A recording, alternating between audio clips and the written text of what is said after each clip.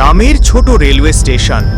রাত 11টা, ঘন কুয়াশা, ফাঁকা প্ল্যাটফর্ম। প্রতিটি গ্রামে কিছু গল্প লুকিয়ে থাকে, কিছু গল্প যেগুলো কেবল রাতের অন্ধকারে জেগে ওঠে। আজ আমরা শোনাবো ছোট্ট এক স্টেশনের গল্প, যেখানে রাতের শেষ ট্রেন এখনো এক ছায়াকে বহন করে নিয়ে যায়। রাজু ট্রেনে ওঠার জন্য স্টেশনে আসে, ব্যাগ হাতে। বাতি ঝিমঝিম করছে। সে চারপাশে তাকায়। স্টেশন ফাঁকা। রাজু নিজের সঙ্গে, শেষ ট্রেনের সময়, কেউ নেই, আশা করি নিরাপদ। হাওয়ার ঝাপটা, দূরের রেল ট্র্যাকের হালকা শব্দ।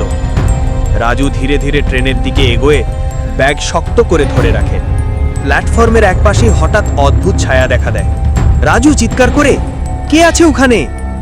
ছায়া ধীরে ধীরে মানুষের আকার নেয়, কিন্তু মুখ দেখা যায় না। রাজু পিছনে তাকায়, কেউ নেই। বাতি কমে যায়, ধোঁয়া জমে প্ল্যাটফর্মের চারপাশে। রাজু ধীরে ধীরে পিছনের দিকে সরতে থাকে। রাজু ট্রেনের জন্য অপেক্ষা করছে। বাতি ঝিমঝিম করছে। হঠাৎ প্ল্যাটফর্মের অন্য প্রান্তে ছোড়াকার নড়ে ওঠে। রাজু নিজের সঙ্গে, শান্ত থাকো, কিছু হয়নি, হয়তো কেবল কুয়াশা। ছায়া ধীরে ধীরে তার দিকে এগোয়। রাজু হাতের বাতি আরো শক্ত করে ধরে, ধীর ধীর শ্বাস নেয়। ট্রেন আসতে শুরু করে, হুইসেল বাজে।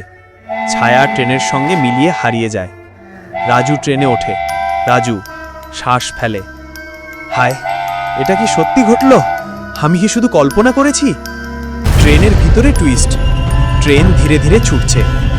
রাজু ফোন খুলে প্ল্যাটফর্মের ছবি তুলতে চায়, কিন্তু ফটোতে শুধু ফাঁকা প্ল্যাটফর্ম। ছায়া ট্রেনের দরজার বাইরে দেখা যায়। রাজু ভয় পেয়ে, না, এটা সম্ভব নয়, কেউ ছিল না। ট্রেনের ভিতরে আলো নিভে যায় কয়েক সেকেন্ডের জন্য।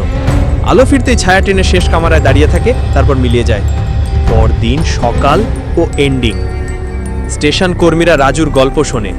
তারা বলেন 10 বছর আগে এই স্টেশনে একজন ব্যক্তি রাতের ট্রেনে ঢুকতে গিয়ে দুর্ঘটনায় মারা গিয়েছিল। বৃদ্ধ কর্মী, রাতের ট্রেনে এখনো তার ছায়া ভেসে বেড়ায়। কেউ শেষ ট্রেন ধরার সময় খেয়াল করে না। শেষ শট, ধোঁয়াটে প্ল্যাটফর্মের দিকে ক্যামেরা ধীরে ধীরে জুম করে। হাওয়ার ফিসফিস, এরই সাউন্ড। আপনি যদি কখনো রাতের শেষ ট্রেন ধরতে যান, চারপাশে একবার ভালো করে তাকান, হয়তো কেউ আপনাকে দেখছে।